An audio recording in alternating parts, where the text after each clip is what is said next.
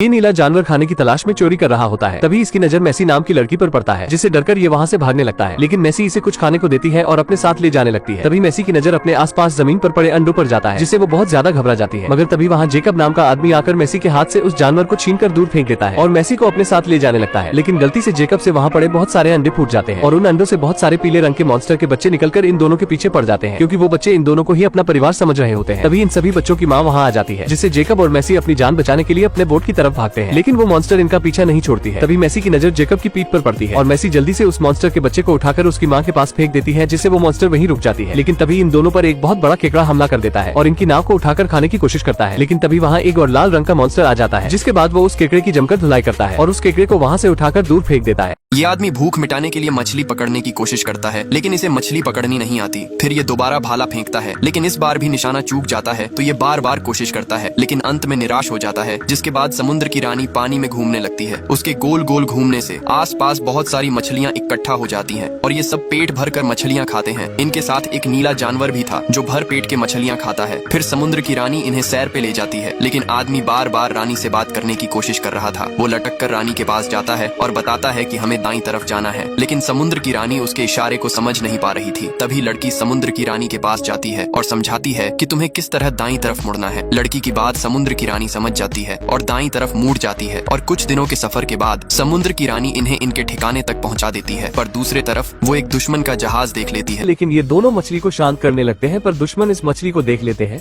तो दुश्मन मछली पर बंदूक चला देते हैं। मछली काफी गुस्से में आ जाती है और इनकी तरफ हमला करने के लिए बढ़ती है। ये दोनों काफी मना करते हैं, लेकिन मछली आग बबूला हो चुकी थी और तेजी से बढ़ने लगती है। तो दुश्मनों का सरदार पूरी नाव से हमला करना शुरू करता है, लेकिन मछली फिर भी उनकी तरफ गुस्से से बढ़ रही थी और उनके पास पहुंचकर उनकी नाव को बीच से तोड़ देती है और आखिर में वो उस सरदार को मारने वाली थी।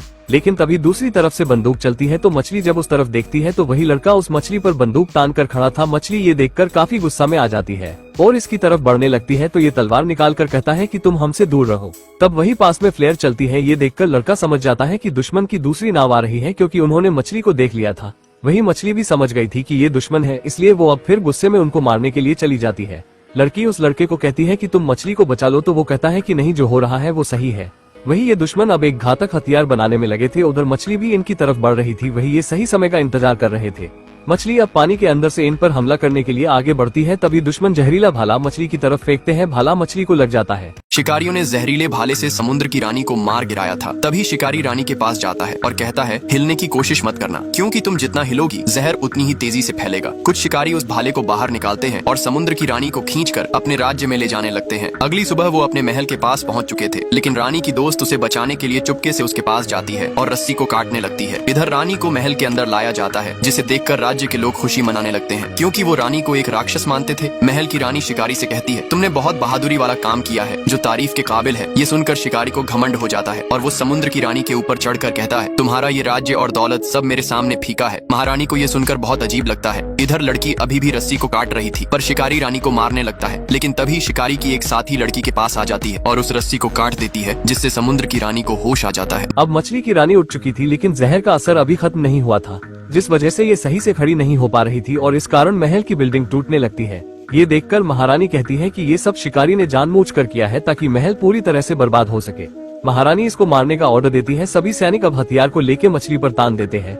वही ये शिकारी अब बचकर यहाँ से भाग रहा होता है, लेकिन मछली इसको भागते हुए देख लेती है और इसके पीछे आने लगती है। ये देखकर राजा और महारानी यहाँ से भागने लगते हैं, क्योंकि मछली अब पागल हो चुकी थी, जो पूरे राज्य को निगल जाएगी। जिसके बाद ये शिकारी वहाँ की मूर्ति में से भाला निकालता है और मछली पर वार करने की कोशिश करता है, लेकिन मछली पानी में एक झटका मारती है, जिससे शिकारी नीचे गिर जाता है और अब मछली उसको मारने ही वाली थी, क्योंकि पहले इसी शिकारी ने इसको मारने की कोशिश करी थी। तभी सामने वही लड़की आ जाती है जो कहानी की शुरू में मछली की दोस्त बनी थी। उसको देखकर मछली रुक जाती है और लड़की कहती है कि इसे मारने से लड़ाई का अंत नहीं होगा और इस लड़ाई को खत्म करना है, तो तुम्हें आज इसको सबके सामने माफ करना होगा, तभी इस लड़ाई का अंत होगा।